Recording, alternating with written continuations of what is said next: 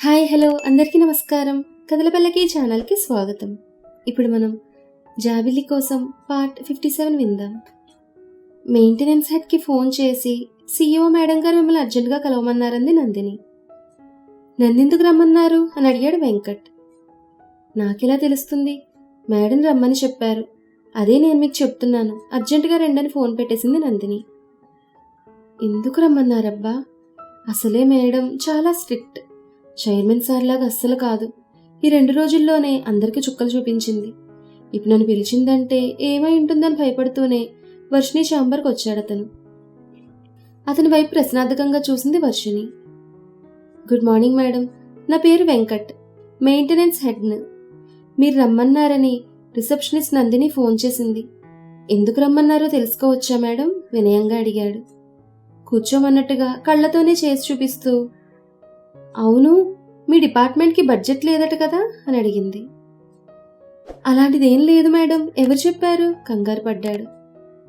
ఎవరో చెప్పారులే. మీ దగ్గర బడ్జెట్ లేదని, సిస్టమ్ ఫోన్ పనిచేయడం లేదని కంప్లైంట్ చేసినా కూడా రీప్లేస్ చేయలేదట. ఆ రెండూ కలిసిన 50,000 కూడా అవ్వదు కదా. ఆ బడ్జెట్ కూడా లేదా?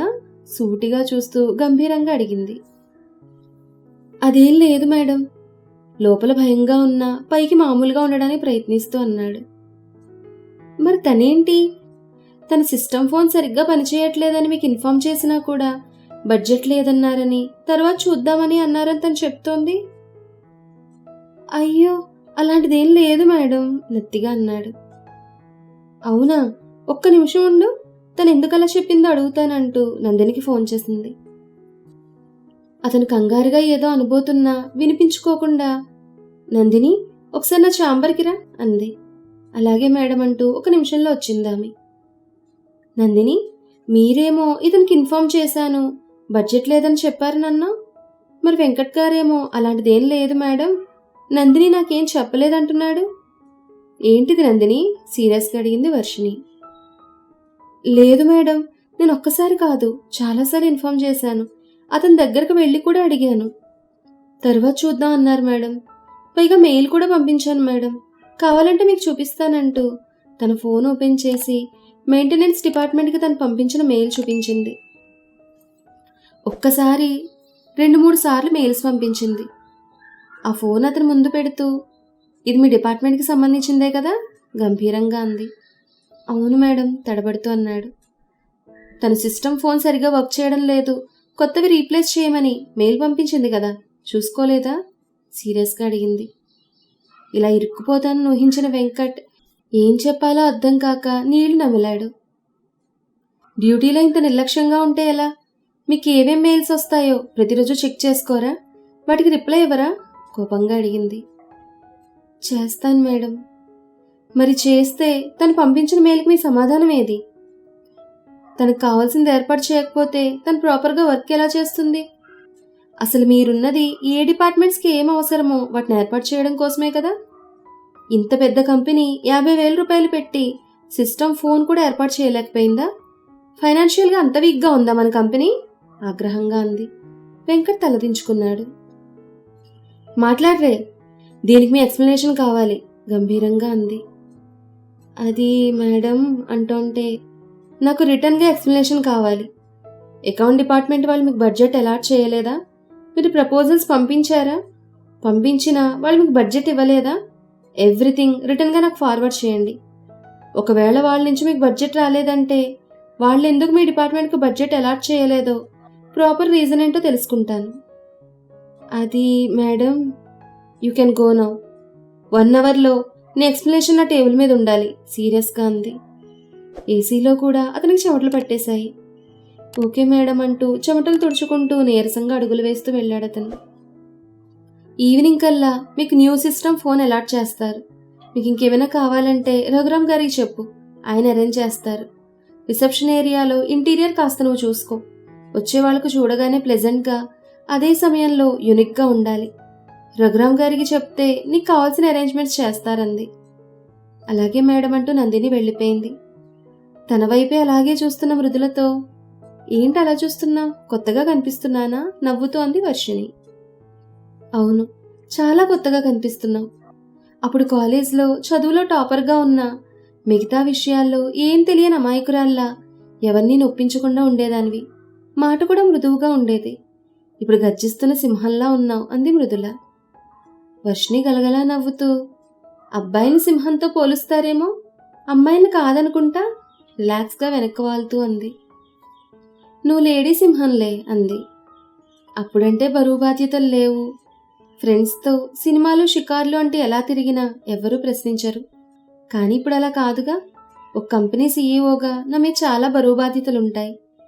నా మీద 1000 కళ్ళుంటాయి. నేను ఏ డెసిషన్ తీసుకున్నా అది మా కంపెనీ మీద ప్రభావం చూపిస్తుంది. కొన్ని వేల మంది కంపెనీపై ఆధారపడి జీవిస్తున్నారు. ఏమాత్రం తప్పు జరిగినా కంపెనీకి నష్టం వాటిల్లుతుంది. అలా జరగకుండా సక్రమంగా నడిపించే బాధ్యత నా మీద ఉంది. అలాంటప్పుడు తప్పు చేసిన వారితో కొంచెం కఠినంగా ఉండక తప్పదు అంది వర్షిణి. అవును, నిజమే, ఒప్పుకుంటాను అంది మృదుల. ఇంకేంటి విశేషాలు? మమ్మీ డాడీ అంతా బాగున్నారా అని అడిగింది. అంతా బాగున్నారు. నువ్వే చెప్పు, విశేషాలేంటి?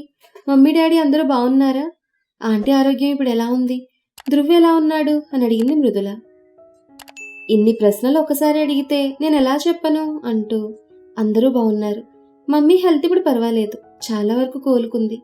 ధ్రువ్ బాగా అల్లరి నేర్చాడు. వర్షిణి మొహంలో మురిపెంతో కూడా సంతోషపు మెరిసింది.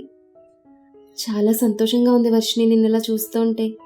మమ్మీ వాళ్ళ దగ్గరకు వచ్చి మంచి పని చేశావు. నువ్వు అమెరికా వస్తానంటే మమ్మీ వాళ్ళకు దూరం అవుతావని వద్దన్నాను. నువ్వు వచ్చుంటే మమ్మీకి సీరియస్గా ఉన్న విషయం నీకు తెలిసేది కాదు. అప్పుడు ఆంటీ పరిస్థితి ఎలా ఉండేదో ఆలోచించు అంది. ఆ పరిస్థితి తలుచుకోగానే వర్షిణి గుండె గుబేలుమంది.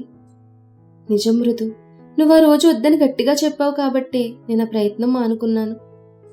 లేకపోతే నేను కనపడక మమ్మీ డాడీ. వర్షిణి కళ్ళలో నీళ్లు తిరిగాయి. థ్యాంక్ యూ మృదు, ఆమె చేతులు పట్టుకుంది. మృదుల నవ్వుతూ, మన మధ్య కృతజ్ఞతలు ఎందుకు అంటూ, అవును, నేను రేపటి నుంచి జాబ్లో జాయిన్ అవుతాను. ఆమె మూడు మార్చాలనంది. మే, ఈరోజైతే ఏమైనా ప్రాబ్లమా అని అడిగింది. ప్రాబ్లం ఏమీ లేదు. ఈ రోజైతే చక్కగా నీతో ఫ్రెండ్గా మాట్లాడొచ్చు. రేపటి నుంచి నువ్వు బాసువు కదా, బాస్ జన్ చూపిస్తావని నవ్వుతోంది మృదుల. అలా అంటావా? మరీ అంత బాస్ జన్ చూపించనులే. కానీ నీ డ్యూటీ నువ్వు సరిగ్గా చేయకపోతే మాత్రం ఊరుకోను. అప్పుడు మాత్రం బాస్ అంటే ఏంటో చూపిస్తాను, జాగ్రత్త. సీరియస్నెస్ నటిస్తూ అంది. అలాగే బాస్, మీకు దొరకకుండా చూసుకుంటాను నవ్వుతోంది మృదుల. అంటే నాకు దొరకకుండా తప్పులు చేస్తావన్నమాట పక్కన నవ్వుతోంది వర్షిణి. మీ తెలివితేటల ముందు మేమెంత బాస్, చిన్న తప్పు జరిగినా పట్టేసుకుంటారు. ఒక కంపెనీ సీఈఓ రిసెప్షనిస్ట్ సిస్టమ్ పనిచేస్తుందో లేదో అని ఒక్క చూపుతో కనిపెట్టేశారంటే మీరెంత తెలివిగల వాళ్ళో, ఎంత అబ్జర్వేషన్ శక్తి ఉందో తెలిసిపోతోంది.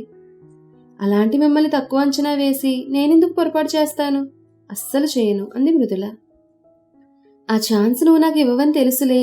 నీ మీద నాకు నమ్మకం ఉంది. అందుకేగా ఈ పోస్ట్కు నిన్ను సెలెక్ట్ చేశాను అంది. థ్యాంక్స్. నా మీద నువ్వు పెట్టుకున్న నమ్మకం వమ్ము చేయను. నా సాయశక్తుల కంపెనీ అభివృద్ధికి తోడ్పడతాను దృఢంగా అంది. నాకు తెలిసి నీ టాలెంట్. సారీ మృదు, ఈరోజు నేను కాస్త బిజీగా ఉంటాను. నీతో టైం స్పెండ్ చేయలేను, ఏమనుకోకు అంది. ఏం పర్వాలేదు, ముందు వర్క్ ముఖ్యం. మనం ఎప్పుడైనా మాట్లాడుకోవచ్చు. ఇక నుంచి నేను ఇక్కడే ఉంటానుగా, దుమ్ము దులిపేద్దాం అంది మృదుల. ఆ మాటకి వర్షిణి నవ్వింది. అప్పట్లో ప్రతి వీకెండ్ షికార్లు కొట్టేద్దాం, ఫుల్గా ఎంజాయ్ చేద్దాం.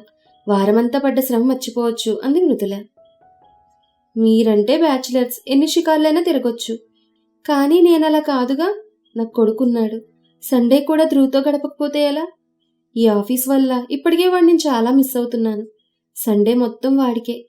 పాపం, వాడు నా కోసం తెగ ఎదురు చూస్తూ ఉంటాడు. మమ్మీ ఉంది కాబట్టి నేను కాస్త నిశ్చింతగా వర్క్ చేసుకుంటున్నాను. ఇదివరకు అయితే ఏం చేస్తున్నాడో ఏంటో అని ఒక్కటే చింత. వసు ఆంటీ కీర్తి వదిన చూసుకున్నారనుకో. అయినా వాడు తిన్నాడో లేదో, ఏం చేస్తున్నాడో అని ఆందోళన పడేదాన్ని. ఇప్పుడు మమ్మీ వల్ల నా వర్క్ హ్యాపీగా చేసుకుంటున్నాను. సండే ఎక్కడికి వెళ్ళను, వాడితో మమ్మీ వాళ్ళతో గడుపుతాను. ఫ్యామిలీతో గడిపితే నా స్ట్రెస్ అంతా పోయి రీఛార్జ్ అవుతానంది వర్షిణి. అంతేలే, పసివాడిని వదిలిండాలంటే ప్రాణం ఒప్పుకోదు. కానీ బాధ్యతలు ఉన్నప్పుడు తప్పదు కదా. ఇప్పుడు మమ్మీ దగ్గర ఉంటున్నాడు కదా, నీకు బాధ లేదులే. అవును, కీర్తి వదినంటే తెలుసు. మరి వసు ఆంటీ ఎవరు అని అడిగింది మృదుల. వర్షినికి ఏం చెప్పాలో అర్థం కాక తడబడింది. తన సమాధానం కోసం మృదుల చూస్తుండడంతో పక్కింట్లో ఉంటారు. ధ్రువ్ అంటే ప్రాణం పెట్టేస్తుంది. ఆంటీ చాలా మంచివారు, బాగా స్నేహంగా ఉంటారు. మమ్మీకి కూడా ఇప్పుడు ఫ్రెండ్ అయిపోయిందిలే అంది. ఇషాన్ తల్లని మాత్రం చెప్పలేదు. ఎలాగూ ఇషాన్ కనబడకుండా మాండు. అతని గురించి వాళ్ళ ఫ్యామిలీ గురించి తెలిసినప్పుడే తెలుస్తుందిలే, ఇప్పుడే చెప్పడం ఎందుకు అనుకుంది. అవును, నేనిప్పుడు ఇక్కడ ఉండడం నీకేమైనా ఇబ్బందా అని అడిగింది మృదుల. అదేమీ లేదు, నేనే నిన్నుండమని అడుగుదాం అనుకున్నాను. జర్నీతో అలసిపోయి ఉంటావు. అదిగో నా పర్సనల్ రూమ్ ఉంది, వెళ్ళి రెస్ట్ తీసుకో. ఈవినింగ్ నాతో పాటు ఇంటికొద్దువు గాని. రాత్రికి నువ్వు నేను సంగీత ఎంజాయ్ చేద్దాం, చాలా రోజులైంది కదా అంది. అమ్మో, నైట్ వద్దులే, పెద్దమ్మ ఊరుకోదు. మా అమ్మకు తెలిసిందంటే కాళ్ళు విరగ్గొట్టేస్తుంది. అసలు ఉద్యోగానికి పంపించను. ఇన్నాళ్ళు అమెరికాలో ఇష్టం వచ్చినట్టున్నావు. ఇంకొన్నాళ్ళు ఇంట్లో ఉండు, మంచి సంబంధం చూసి పెళ్లి చేసి పంపిస్తానంది. ఎలాగో అన్నయ్య సపోర్ట్తో ఒప్పించాను. పెద్దమ్మ ఇంట్లో తప్ప ఎక్కడా ఉండొద్దని వార్నింగ్ ఇచ్చింది. ఇప్పుడు రాగానే ఫ్రెండ్స్ ఇంట్లో అంటే వెంటనే బస్సు ఎక్కి ఇంటికి వచ్చేయమంటుంది. ఈవినింగ్ వెళ్ళిపోతాను, తర్వాత ఎప్పుడైనా ఇంటికి వస్తానంది. నేను ఆంటీని పర్మిషన్ అడుగుతాను, చాలా రోజులైంది మనం కలుసుకునంది. సర్లే, నా తిప్పలేవో నేను పడి మమ్మీని ఒప్పిస్తానులే. అప్పటికీ ఒప్పుకోకపోతే నువ్వు మాట్లాడదు అంది మృదుల. సరే, వెళ్ళి రెస్ట్ తీసుకో అంది. నేనేం అలసిపోలేదు. ఏసీ బస్సులో హ్యాపీగా పడుకునొచ్చాను. పైగా ఇంటికి వెళ్ళాక 2 గంటలు పడుకున్నాను. ఇంతకీ బద్ధకస్తురాలు ఏమైపోయింది? సంగీత గురించి అడిగింది మృదుల. చెప్పానుగా, అది ఎప్పుడు లేస్తుందో దానికే తెలీదు. మెసేజ్ పెట్టాను నువ్వు వచ్చినట్టుగా, అది చూసుకుని వస్తుందంది వర్షిణి. అదే ఎప్పుడు అంది మృదుల. అది మెసేజ్ చూసుకున్నప్పుడు నవ్వుతోంది వర్షిణి. మృదుల కూడా నవ్వింది. ఇంతలో రిసెప్షనిస్ట్ నుండి వర్షిణికి ఫోన్ వచ్చింది. మేడం, రాగమాలిక మేడం వచ్చారు, పంపించమంటారా అంది. పంపించు అంది వర్షిణి. 2 నిమిషాలకి డోర్ నాక్ చేసిన శబ్దం వినపడ్డంతో కమీన్ అంది. సరే, నేను ఆ రూమ్లో కూర్చుంటాను అంది మృదుల.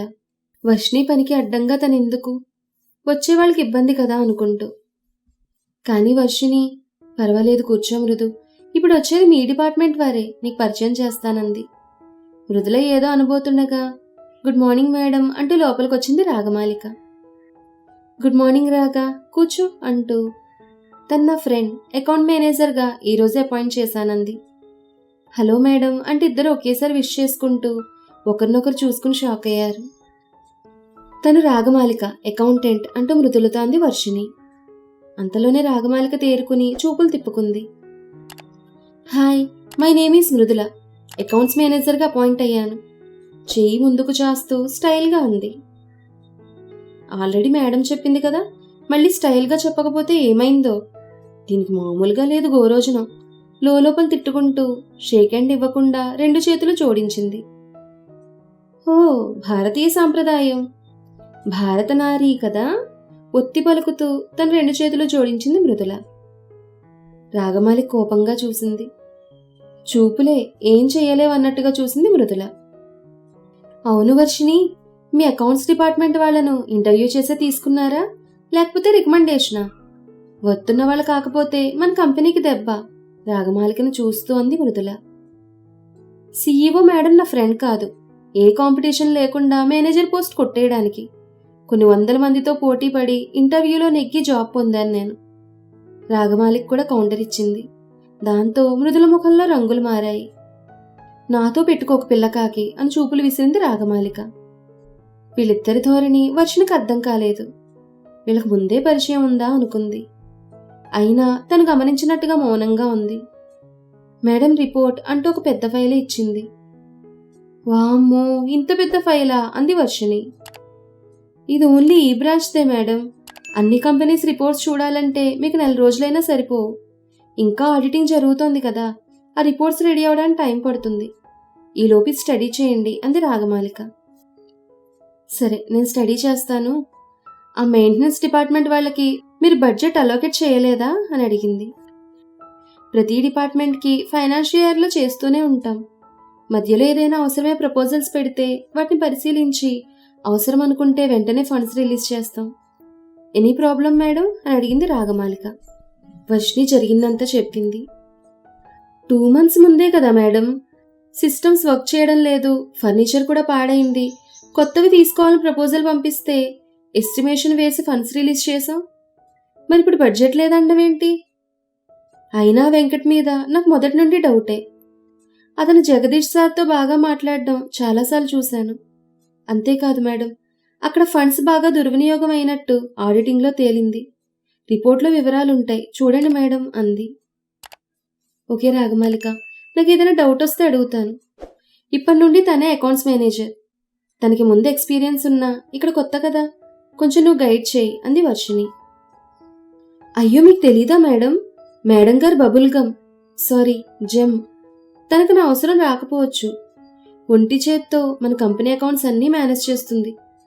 ఇక మాలాంటి వాళ్ళు ఎందుకని మీరు మా జాబ్స్ తీసేస్తారేమో, రేపటి నుండి జాబ్ వెతుక్కోవాలేమో బాధ నటిస్తూ అంది రాగ. రాగమాలికన్న తీరుకు వర్షిణి నవ్వొచ్చినా ఆపుకుంది. మృదులేమో పళ్ళు నూరుకుంది.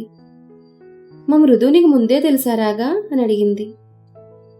ఇంత పెద్దవాళ్ళు నాకెలా తెలుస్తారు మేడం అమాయకంగా అడిగింది. మరి తన గురించి తెలిసినట్టుగా మాట్లాడా? రాగమాలికను పరిశీలిస్తూ అంది. మన కంపెనీలో మేనేజర్ పోస్ట్ కొట్టేయడం అంటే సామాన్యమే మేడం, ఎన్ని తెలివితేటలు ఉండాలి, అందుకే అలా అన్నాను. అయినా మేడం మొహంలో దొంగ తెలివితేటలు, సారీ ఏంటో ఈరోజు నిజాలన్నీ వచ్చేస్తున్నాయి. మేడం ముఖంలో తెలివితేటలు కొట్టొచ్చినట్టుగా కనిపిస్తున్నాయి, అందుకే అలా అన్నాను.